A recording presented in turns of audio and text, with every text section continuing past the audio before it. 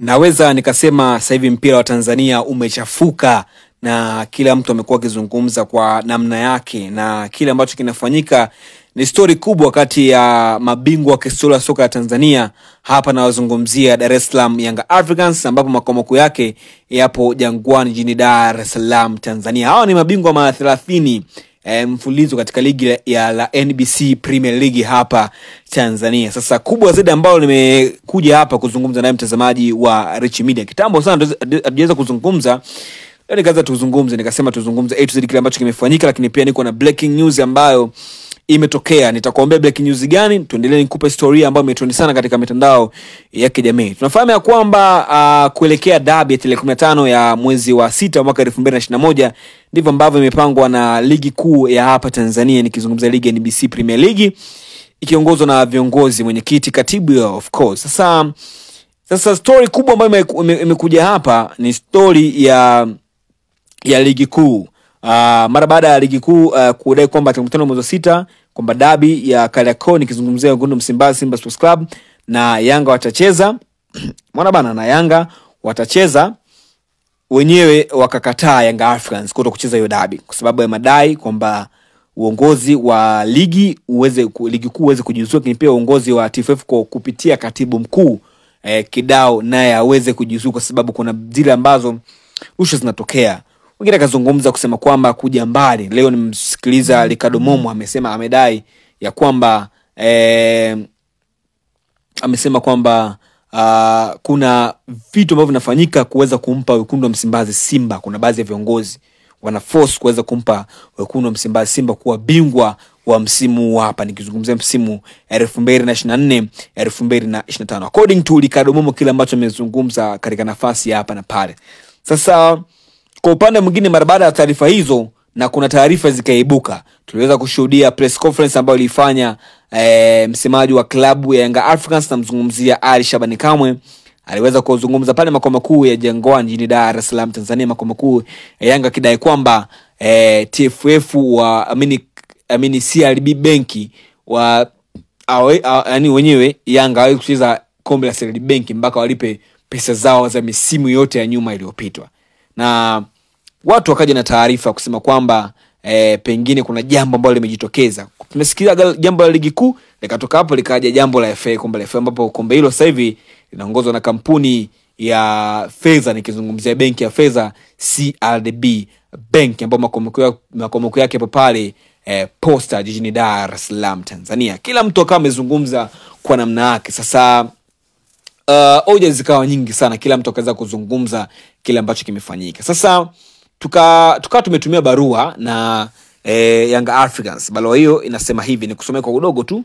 Tumeona taarifa za shirikisho la mpira wa miguu Tanzania TFF kuwa inadai klabu ya Yanga Sports Club bila kutoa ufafanuzi wa deni lenyewe. Tunapenda kujulisha umma kuwa klabu ya Yanga Sports Club haijawahi kulipwa fedha yoyote ya ubingwa wa kombe la shirikisho kwa msimu mitatu mfululizo, 2021, 2022, 2023 na 2023-2024.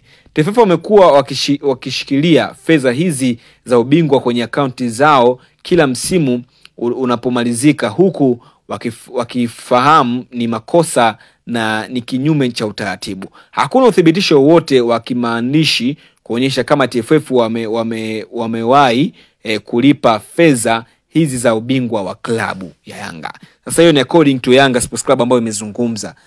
Sasa leo tumeweza kufanya interview na afisa habari wa klabu ya afisa habari wa shirikisho la mpira hapa Tanzania, kizungumzia TFF, na mzungumzia Clifford Mario Ndimbo ama msemaji wao.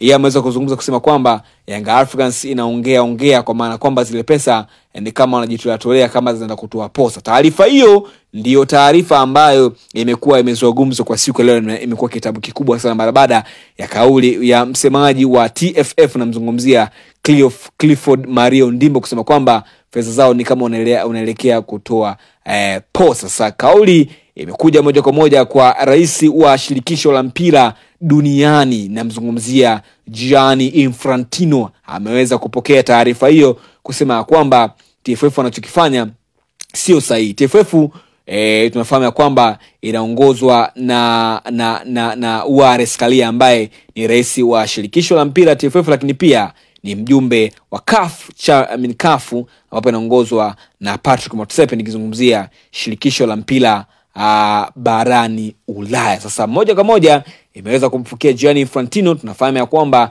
serikali yenyewe imekaa chonjo na inasikilizia kile ambacho kimetokea.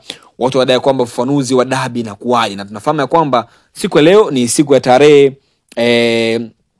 ni siku ya Jumatano. Tumebekana na sote kuelekea dabi ya Kariakoo ambapo itafanyika ni Jumamosi ya tarehe 15 ya mwezi wa 6 mwaka 2025. Umeona bana, sasa mkanganyiko umekuwa mkubwa. Rasmi kabisa shirikisho la mpira duniani wameweza kutoa taarifa hapa kusema kwamba wameweza kufungia shirikisho la mpira TFF hapa Tanzania. Hii ni mara baada ya kesi ambazo zimekuwa zikijitokeza, tukizungumza kesi ya ligi kuu hapa Tanzania ikiongozwa na TFF kuhusiana na swala zima la mchezo ambao ulitakiwa kufanyika, mchezo namba 184. Tunafahamu kwamba kesi ikafika mpaka CAS, lakini pia Young Africans wakaweza kushindwa kesi hiyo, lakini pia ligi kuu akaendelea kuenjoy. Na according to mchambuzi Ricardo Momo aliweza kusema kwamba kuna mtu anatafutiwa ubingwa. Na sasa hiyo taarifa imekuja moja kwa moja akiamini kwamba wekundu wa Msimbazi Simba Sports Club wanatafutiwa ubingwa kuweza kufanya vizuri hususa katika msimu huu 2024 2025. Kila mtu na taarifa zake, kila mtu na upeo wake. Ni pia